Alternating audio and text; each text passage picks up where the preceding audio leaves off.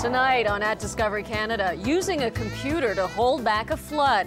How scientists in Manitoba are predicting the rise and fall of the Red River.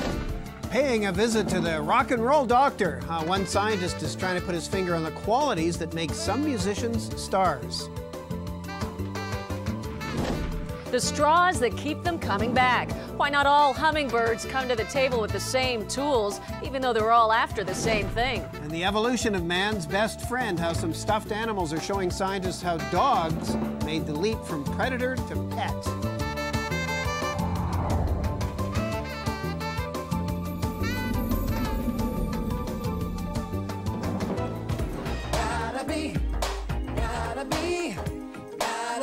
The sound of a world-famous musician.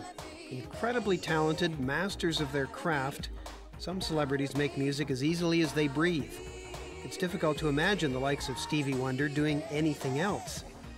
Were musicians like him born to be famous? Did biology play a role in their success? Dan Levitin is fascinated by those questions. He's both a scientist and a musician whose research focuses on music and the brain.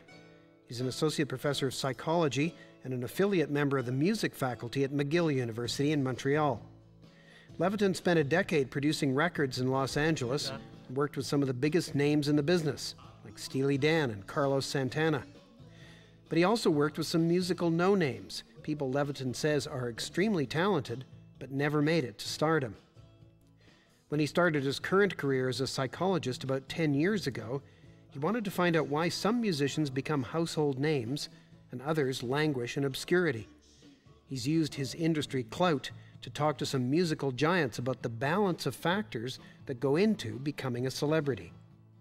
The people I've talked to about this, for example, Neil Young, Joni Mitchell, John Fogerty, Lindsey Buckingham from Fleetwood Mac, Stevie Wonder, Paul Simon, with only one exception, they all feel that to some extent their success was due to chance or to some extent to chance or luck or being in the right place.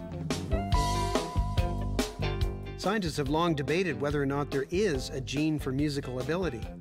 Levitin doesn't think so, but believes genetics are involved in another capacity.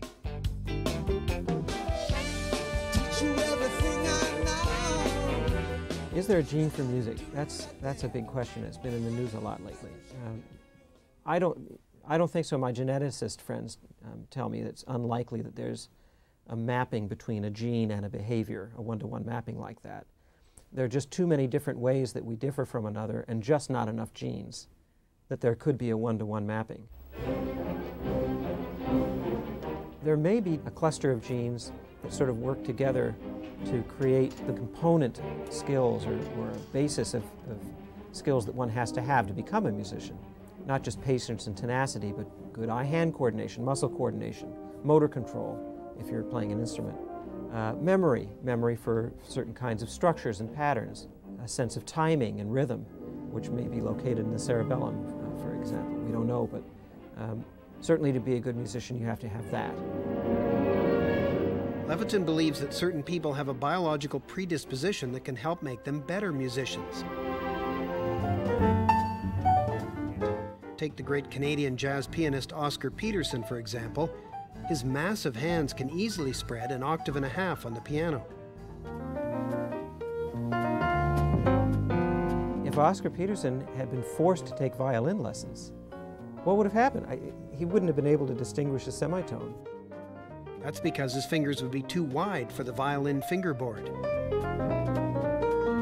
My hunch is that, to begin with, some people have a biological predisposition, genetic, for certain instruments. And then there are component abilities that go into becoming a great musician. And these are, some of them are the component abilities that go into becoming a great anything.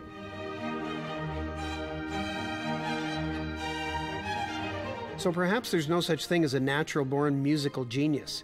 But what about child prodigies? The most famous being Mozart, who started writing music at the age of 4. Levitin says people like to challenge his theory by mentioning this classical legend.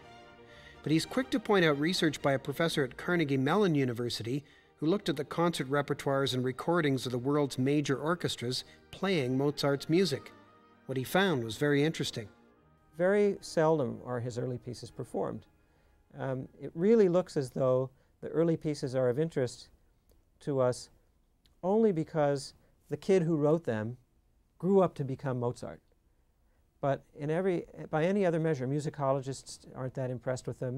They don't seem to be that good. They're interesting because, you know, Mozart wrote them, but if anybody else had written them, they wouldn't be interesting. Mozart had to put in the same number of hours as any other gifted musician before he became a musical master. It just so happens that Mozart started much earlier than most. The thing that we've learned from the expertise literature is that it takes about 10,000 hours to become an expert at something. And if you start counting the clock with Mozart at around the age of 3 or 4, his symphonies and his musical works tend to become of real interest about 10,000 hours of work later. But it's what happens after those 10,000 hours that has Levitin puzzled. Some musicians with the combination of biological traits and a minimum level of talent just never make it, no matter how many thousands of hours they devote to their craft. That's something that Levitin's famous musicians' interviews have shed some light on. They all believe that they're good at what they do, and they admit that they have some talent. I think Neil Young put it best when he said to me, there are 100 people as good as me at what I do. You just don't know about them because they don't have a record deal. And the record deal is sort of the turnstile through which some artists pass, and that's how we come to know about their work. And in this era where music and image are synonymous, you may need more than just talent to pass through that elusive turnstile.